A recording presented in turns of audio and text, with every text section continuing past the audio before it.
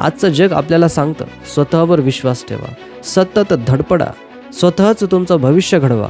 पण देवाचं राज्य वेगळं शिकवतं. तुम्हाला माहीत आहे का, कदाचित तुम्ही अशा काही गोष्टींना धरून बसला आहात ज्या शांतपणे तुमचं भविष्य घोटत आहेत, तुमचा चमत्कार अडवत आहेत आणि ज्या गोष्टींसाठी तुम्ही प्रार्थना करत आहात त्या पूर्ण होण्यास उशीर लावत आहेत.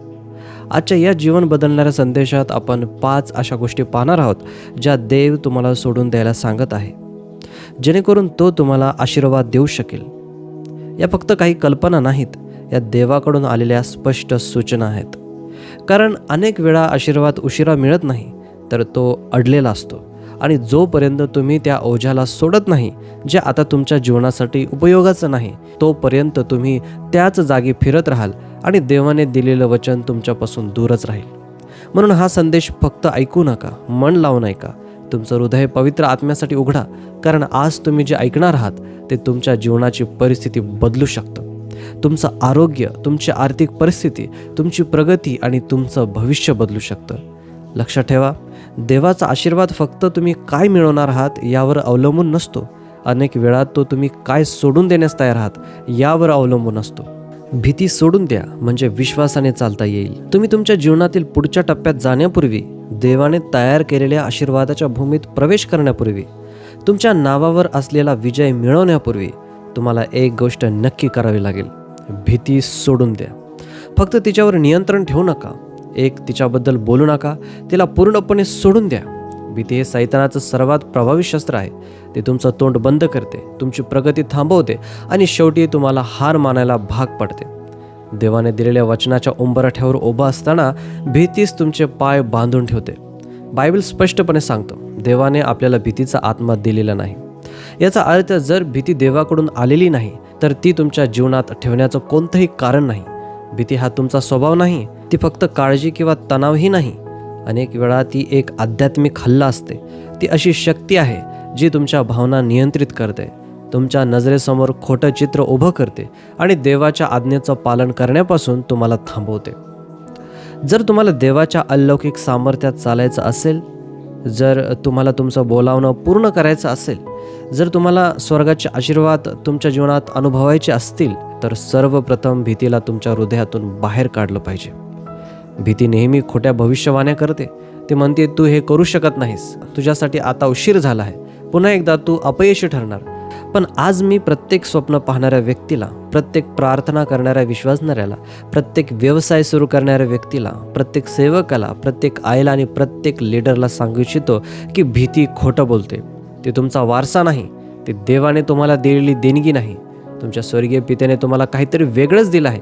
त्याने तुम्हाला सामर्थ्य दिलं आहे, फक्त मानवी ताकद नाही तर आध्यात्मिक अधिकार. त्याने तुम्हाला प्रेम दिलं आहे, असं प्रेम जे सर्व भीती दूर करतं. आणि त्याने तुम्हाला सुज्ञ मन दिलं आहे, असं स्थिर मन जे सैतानाच्या खोटेपणाला ओळखू शकतं आणि देवाच्या सत्यावर विश्वास ठेवतं. भीती म्हणजे जणू सैतानाने तुमच्या गळ्यात बांधलेली दोरी आहे, जी तुम्हाला कायम तुमच्या आरामाच्या जागेत ठेवते. त्याला तुम्ही चर्चमध्ये जाता की नाही याची फारशी काळजी नसते, तुम्ही बायबल वाचता की नाही याची देखील त्याला भीती नसते. पण तुम्ही देवाच्या वचनावर खरोखर विश्वास ठेवू लागलात याची त्याला भीती वाटते. कारण जेव्हा तुम्ही विश्वास ठेवता तेव्हा त्या विश्वासानुसार पावलं उचलता आणि जेव्हा तुम्ही देवाच्या वचनावर चालायला सुरुवात करता तेव्हा स्वर्ग स्वतः तुमच्या पाठीशी उभा राहतो. मी अनेक लोकांना पाहिलं आहे, ते आशीर्वादासाठी प्रार्थना करतात पण अजूनही भीतीला घट्ट धरून ठेवतात. ते देवाने नवीन दार उघडावं म्हणून विनंती करतात, पण दार उघडलं की भीतीमुळे आत पाऊल टाकायलाच घाबरतात. मी तुम्हाला एक महत्त्वाची गोष्ट सांगतो, देव तुम्हाला कधीच अशा ठिकाणी नेणार नाही जिथे तुमचा विश्वास त्याच्या मागे यायला तयार नाही. म्हणूनच इस्रायल लोकांना 11 दिवसात पूर्ण होणारा प्रवास 40 वर्ष वाळवंटात करावा लागला. कारण देव तयार नव्हता म्हणून नाही, तर त्यांनी विश्वासापेक्षा भीतीचा आवाज जास्त ऐकला. पेत्राचं उदाहरण आठवा. जेव्हा येशूने त्याला ये असं म्हटलं तेव्हा होडीतून बाहेर पाडण्याचं धैर्य फक्त पेत्राने दाखवलं. जोपर्यंत त्याची नजर येशूच्या शब्दावर होती तोपर्यंत तो त्या पाण्यावर चालत होता ज्यात तो बुडायला हवा होता. पण ज्या क्षणी त्याने वारा, लाटा आणि वादळाकडे पाहिलं तो बुडू लागला. कारण भीती त्या गोष्टीला बुडवते ज्याला विश्वास सहज वाहून नेऊ शकतो. कदाचित आज तुम्ही अपयशामुळे नाही तर तुमचं लक्ष चुकीच्या गोष्टींवर असल्यामुळे खचत आहात. तुम्ही देवाने काय सांगितलं यापेक्षा काय चुकू शकतं याचाच जास्त विचार करत आहात. तुम्ही वादळाचं विश्लेषण करत आहात, पण देवाच्या वचनावर विश्वास ठेवत नाही. एक गोष्ट लक्षात ठेवा, तुमचा आशीर्वाद सुरक्षिततेच्या ठिकाणी नाही, तर विश्वासाच्या मार्गावर आहे. क्रूसाशिवाय पुनरुत्थान नाही. गरज नसताना देवाचं सामर्थ्य अनुभवता येत नाही आणि होडीत बसून कोणीही पाण्यावर चालू शकत नाही. म्हणून तुमचे गुडघे थरथरत असले तरी पुढे चला. आवाज कापत असला तरी प्रार्थना करा. भीती वाटत असली तरी सुवार्ता सांगा. व्यवसाय सुरू करा, नोकरीसाठी अर्ज करा आणि प्रत्येक परिस्थितीत देवावर विश्वास ठेवा. कारण विश्वास म्हणजे भीती नसणं नाही, विश्वास असतानाही देवाच्या आज्ञेचं पालन करण्याचं धैर्य होय. आता दुसरी गोष्ट, क्षमा न करण्याची वृत्ती सोडून द्या, म्हणजे तुम्हाला खरा आरोग्यदायी बदल आणि स्वातंत्र्य मिळेल. मनाला सर्वात शांतपणे पण सर्वात खोलवर विष देणारी गोष्ट म्हणजे क्षमा न करणारी वृत्ती. आपल्यापैकी अनेक जण देवाकडे मुक्तीसाठी प्रार्थना करतात, पण अजूनही स्वतःच तयार केलेल्या कटुतेच्या, दुःखी मनाच्या आणि रागाच्या साखळदंडांना धरून बसलेले असतात. आणि लक्षात ठेवा, क्षमा न करणं फक्त तुमची शांतीच हिरावून घेत नाही, तर तुमच्या प्रार्थनांनाही अडथळा आणतं. म्हणूनच येशू म्हणाला, जेव्हा तुम्ही प्रार्थना करायला उभे राहता तेव्हा जर कोणाविरुद्ध तुमच्या मनात काही असेल तर आधी त्याला क्षमा करा. क्षमा करणं हा पर्याय नाही, ते देवाच्या मुलासाठी आवश्यक गोष्ट आहे. क्षमा न करणं म्हणजे आध्यात्मिक कर्करोगासारखं आहे. तो तुमचा आनंद खातो, तुमची आध्यात्मिक दृष्टी मंद करतो आणि तुम्हाला देवाच्या अभिषेकापासून दूर नेतो. सर्वात धोकादायक गोष्ट म्हणजे तो तुम्हाला असं वाटायला लावतो की मी रागावलेलाच योग्य आहे. हो, कदाचित तुमच्यावर अन्याय झाला असेल, कदाचित तुम्ही बरोबर असाल, पण बरोबर असूनही माणूस बंधनात राहू शकतो. ज्याने तुम्हाला दुखावलं तो कदाचित कधीच माफी मागणार नाही, त्याला त्याची चूक कधीच समजणार नाही. पण तुमचं स्वातंत्र्य त्याच्या माफीत नाही, तर तुमच्या क्षमेत आहे. जोपर्यंत तुम्ही त्याने केलेल्या गोष्टीला धरून बसता तोपर्यंत तुम्ही स्वतःलाच भूतकाळाच्या तुरुंगात बंद करून ठेवता. क्षमा न करणं म्हणजे जहाजाला बांधलेल्या नांगरासारखं आहे. तुम्ही पुढे जायचा प्रयत्न करता, पण तो नांगर तुम्हाला पुन्हा पुन्हा जुन्या वेदनेकडे खेचतो. तुम्ही उपासना करायला उभे राहता, पण मनातला राग हात वर करू देत नाही. तुम्ही पुढे चालायचा प्रयत्न करता, पण तुमचं हृदय अजूनही कालच्या जखमांना जखडलेलं असतं. तुम्हाला वाटतं तुम्ही समोरच्या व्यक्तीला शिक्षा करत आहात, पण प्रत्यक्षात तुरुंगात तुम्हीच अडकलेले असता. आज पवित्र आत्मा तुम्हाला सांगत आहे, एका हाताने क्रूसाला धरून आणि दुसऱ्या हाताने रागाला धरून तुम्ही चालू शकत नाही. क्रूसावरच देवाने आपल्यासारख्या अक्षम्य पापांनाही क्षमा केली. मग येशूच्या रक्ताने आपले पाप झाकले असताना आपण दुसऱ्याला क्षमा करण्यास का नकार द्यावा? मी असं म्हणत नाही की त्यांनी जे केलं ते योग्य होतं. मी एवढंच म्हणतो की तुम्ही मुक्त होण्यास पात्र आहात. क्षमा करणं म्हणजे विसरणं नाही, चुकीचं समर्थन करणं नाही, तर त्या व्यक्तीला आणि त्या वेदनेला देवाच्या हाती सोपवणं आहे.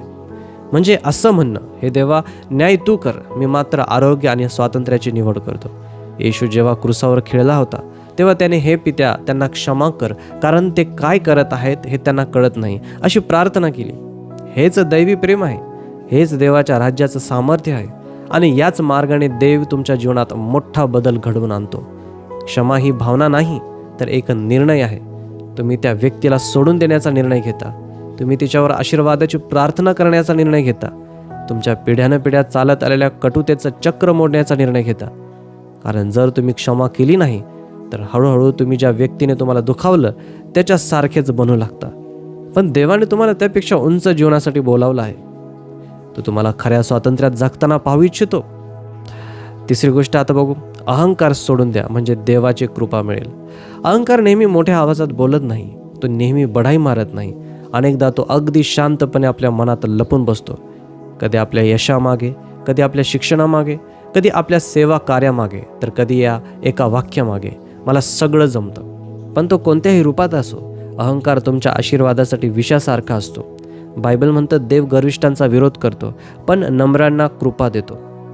लक्षात घ्या, देव गर्विष्ठांकडे फक्त दुर्लक्ष करत नाही, तर त्यांचा विरोध करतो. आणि जेव्हा स्वर्गच विरोध करतो तेव्हा स्वर्गातील कोणतीही शक्ती तुम्हाला पुढे नेऊ शकत नाही. अहंकार लोकांमध्ये पूल बांधत नाही, तर भिंती उभ्या करतो.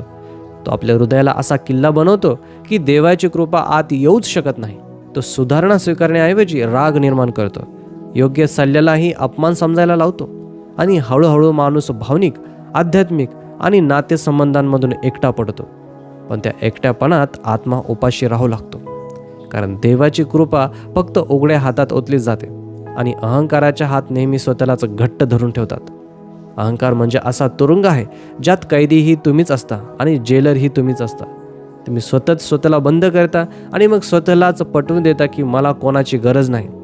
तुम्ही म्हणता मी ठीक आहे, पण आतून तुटलेले असता. तुम्ही म्हणता मला मदतीची गरज नाही, पण आतल्या संघर्षात बुडत असता. तुम्ही सामर्थ्याचा मुखवटा घालता, पण त्यामागे असुरक्षित मन लपलेलं असतं. पण सत्य हे आहे की जोपर्यंत तुम्ही सगळं ठीक असल्याचं दाखवत राहता, तोपर्यंत देव तुमचं तुटलेलं जीवन पुन्हा जोडू शकत नाही. देवाची कृपा तुमच्या ताकदीकडे आकर्षित होत नाही, ती तुमच्या नम्रतेकडे, तुमच्या अशक्तपणाकडे आणि तुमच्या पूर्ण समर्पणाकडे आकर्षित होते. जरा स्वतःला विचारा, आपण किती संधी गमावल्या फक्त मदत मागायला अहंकार आड आला म्हणून? किती वेळा आपण चूक मान्य केली नाही म्हणून देवाचं मार्गदर्शन चुकवलं? किती नाती तुटली कारण माफी मागितली तर आपण कमजोर दिसू असं वाटतं?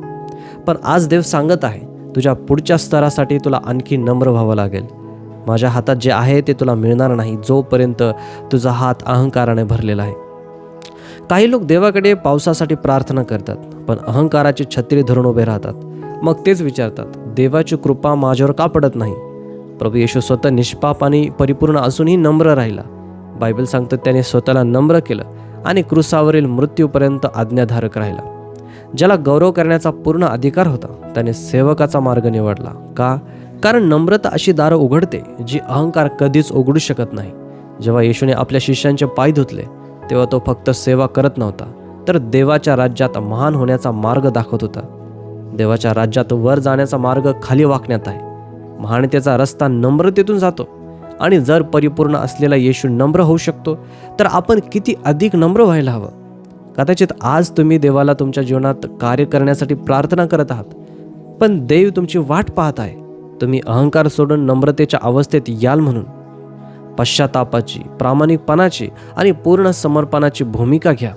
कारण आशीर्वाद अहंकाराच्या दारावर टकटक करत नाही, तो नम्रतेच्या उघड्या दारातून आत येतो.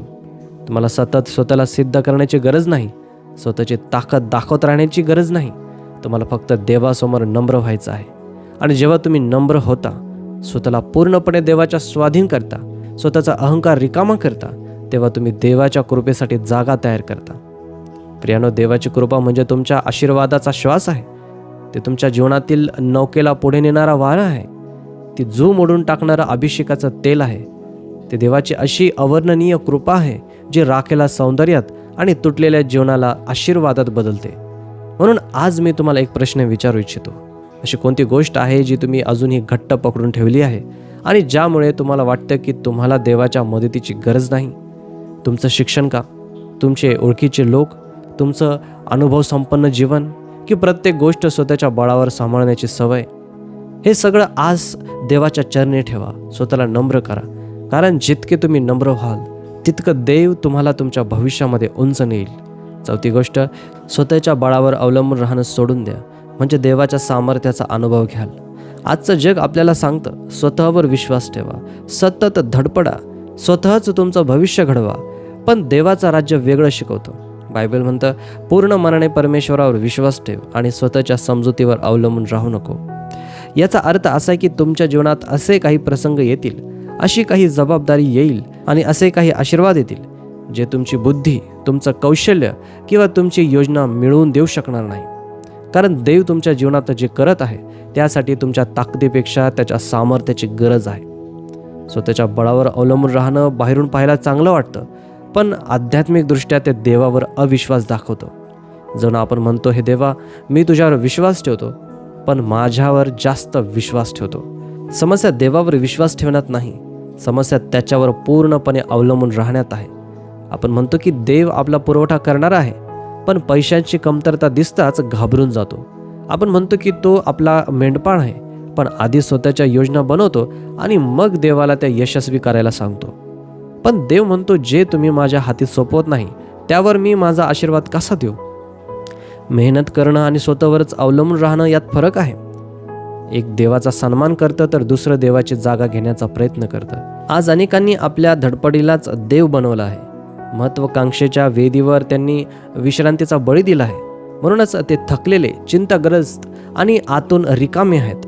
लक्षात ठेवा, देवाचं वचन स्वतःच्या बळावर पूर्ण करण्याचा प्रयत्न म्हणजे चमच्याने डोंगर उचलण्यासारखं आहे. तुम्ही आयुष्यभर थकून जाल, पण जे देवाने कृपेने द्यायचं ठरवलं आहे ते मिळणार नाही. अब्रामाचं उदाहरण पहा.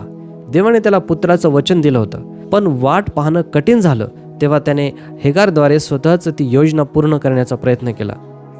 त्यातून आशीर्वाद नाही तर गोंधळ, संघर्ष आणि दुःख निर्माण झालं. कारण मानवी प्रयत्न कधीच देवाच्या वेळेची जागा घेऊ शकत नाही. आज अनेक लोक इसाकाची वाट पाहण्याऐवजी स्वतःच इश्माईल तयार करत आहेत. पण लक्षात ठेवा, जे तुम्ही स्वतः निर्माण करता ते तुम्हालाच आयुष्यभर सांभाळावं लागतं. पण जे देव निर्माण करतो ते तो स्वतः टिकवून ठेवतो. काही जण आज अशा गोष्टींचं ओझं उचलून थकले आहेत ज्या त्यांनी देवाच्या हाती सोपवायला हव्या होत्या.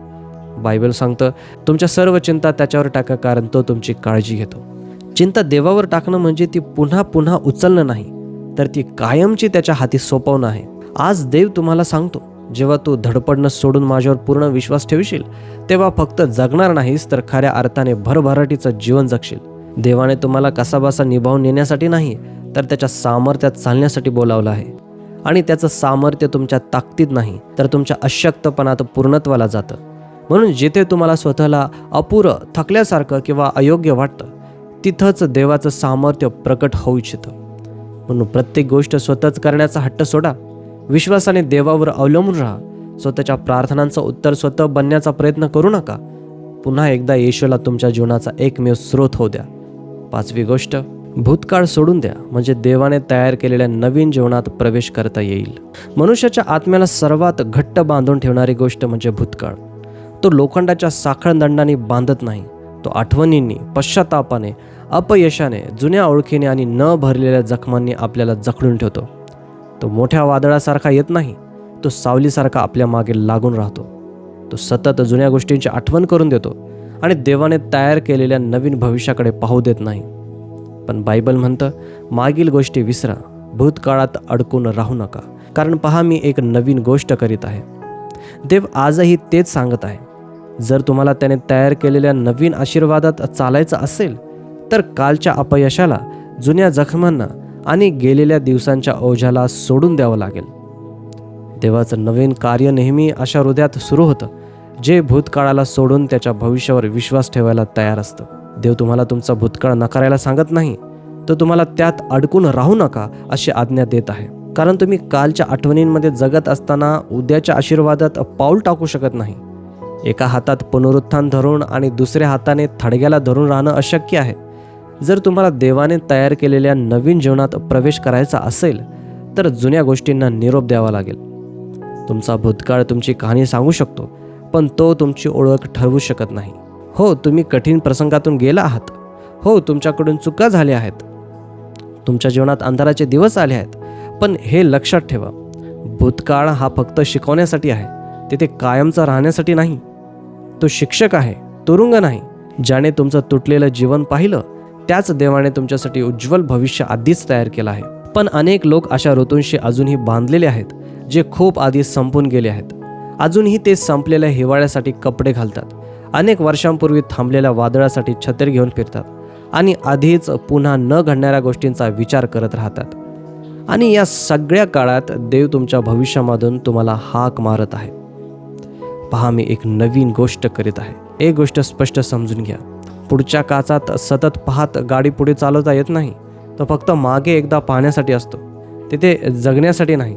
पण आज अनेक विश्वासणारे पुढे जायचा प्रयत्न करीत आहेत, तरी त्यांचं मन अजूनही त्यांनी गमावलेल्या गोष्टींमध्ये, दुसऱ्यांनी दिलेल्या जखमांमध्ये, जुन्या नात्यांमध्ये किंवा जुन्या ओळखीमध्ये अडकलेलं आहे.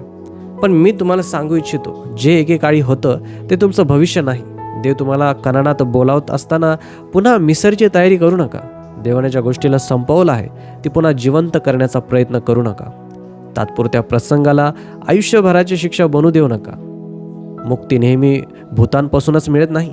अनेकदा ती चुकीच्या गोष्टींशी असलेल्या आसक्तीपासून मिळते. सैतान नेहमी हल्ल्यानेच नाश करत नाही. अनेकदा तो आपल्याला अशा गोष्टींनी बांधून ठेवतो ज्या देवाने आधीच सोडून द्यायला सांगितल्या आहेत. उत्पत्ती 19 मधील लोटाच्या पत्नीचा विचार करा.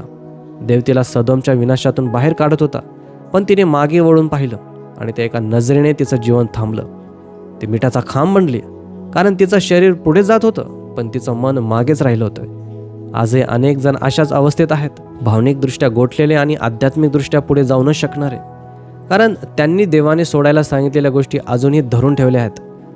लक्षात ठेवा, भूतकाळ हा तुमचा वचनदत्त देश नाही. तो प्रवासाचा एक भाग होता, पण अंतिम ठिकाण नाही. तिथे फक्त आठवणी आहेत, धडे आहेत, पण अभिषेक पुढे आहे, भविष्य पुढे आहे, देवाचं बोलावणं पुढे आहे. जोपर्यंत तुम्ही संपलेल्या गोष्टींना धरून बसाल तोपर्यंत नवीन आशीर्वाद तुमच्या जीवनात पूर्णपणे येऊ शकणार नाही. इस्रायल लोकांचा विचार करा. त्यांचा आशीर्वाद लाल समुद्राच्या पलीकडे होता, पण त्यांचं मन अजूनही मिस्रमध्येच अडकलेलं होतं. गुलामगिरीची सवय त्यांना स्वातंत्र्यापेक्षा जास्त प्रिय वाटत होती. त्यांनी कनान देश गमावला, कारण फारो शक्तिशाली होता म्हणून नाही, तर त्यांचा भूतकाळ त्यांच्या भविष्यावरील विश्वासापेक्षा अधिक शक्तिशाली झाला होता. कदाचित आज तुमच्याही जीवनात देव नवीन दारं उघडत आहे, नवीन लोक जोडत आहे, नवीन संधी देत आहे, पण तुम्ही अजूनही जुन्या गोष्टींना धरून बसला आहात. म्हणून आज मी विश्वासाने घोषित करतो की देव तुमच्या जीवनातील जुन्या साखळ्या तोडत आहे, कालच्या जखमांवरील पकड सोडवत आहे आणि नवीन सुरुवातीसाठी तुम्हाला तयार करत आहे. देव नवीन द्राक्षरस ओतू इच्छितो, पण तुम्ही अजूनही जुनी बोधली धरून बसला आहात. येशू म्हणाला, नवीन द्राक्षरस जुन्या बोधल्यात भरता येत नाही, कारण देव जे नवीन करणार आहे त्यासाठी जुन्या स्वभावाला मागे सोडावंच लागेल. आणि हाच देवाचा उद्देश आहे. तुम्ही पूर्वीचे राहिलेले नाही. ज्याने तुम्हाला दुखावलं तिथे तुमचं स्थान आता नाही. तुमच्या चुका तुमची ओळख नाहीत. आता आपण या संदेशाच्या शेवटच्या आणि अत्यंत महत्त्वाच्या भागापर्यंत आलो आहोत. आज आपण त्या 5 गोष्टी पाहिल्या ज्या देव तुम्हाला सोडून द्यायला सांगत आहे. भीती, क्षमा न करण्याची वृत्ती, अहंकार, स्वतःच्या बळावर अवलंबून राहणं आणि भूतकाळ. या फक्त भावनिक समस्या नाहीत, तर आध्यात्मिक अडथळे आहेत. या अशा भिंती आहेत ज्या देवाचा चमत्कार जो तुमच्या जीवनात व्हायला हवा त्याच्या आणि तुमच्या जीवनामध्ये उभे आहेत. पण देव तुम्हाला या गोष्टी सोडायला सांगतोय, कारण तो तुम्हाला शिक्षा करू इच्छित नाही. तो तुम्हाला तुमच्या आशीर्वादाच्या योग्य ठिकाणी उभा करू इच्छितो, कारण तुमच्या नावाचा एक आशीर्वाद तुमची वाट पाहत आहे. तुमच्यासाठी आरोग्य, कृपा, अभिषेक, वेगाने होणारी प्रगती आणि देवाने दिलेला उद्देश तयार आहे. पण लक्षात ठेवा, आशीर्वाद फक्त मेहनतीने मिळत नाही, तो पूर्ण समर्पणातून मिळतो. म्हणून आज देवाच्या उपस्थितीत स्वतःला पूर्णपणे त्याच्या हाती सोपवा. जे काही तुम्हाला मागे खेचत आहे ते आजच सोडून द्या आणि विश्वासाने पुढे पाऊल टाका. जर या संदेशामुळे तुम्हाला आशीर्वाद मिळाला असेल तर खाली कमेंटमध्ये लिहा, मी जुन्या गोष्टी सोडून देत आहे आणि देवाने तयार केलेल्या नवीन भविष्याकडे पुढे जात आहे. हीच तुमची घोषणा असू द्या, हीच तुमच्या समर्पणाची सुरुवात असू द्या आणि हीच तुमच्या जीवनातील नवीन आशीर्वादाच्या हंगामातील पहिली पायरी ठरव. हा संदेश आवडला असेल तर व्हिडिओला लाईक करा, सबस्क्राईब करा आणि इतरांपर्यंतही देवाचं वचन पोहोचावं म्हणून हा संदेश नक्की शेअर करा. पुन्हा भेटूया. देव तुम्हा सर्वांना भरपूर आशीर्वाद देव.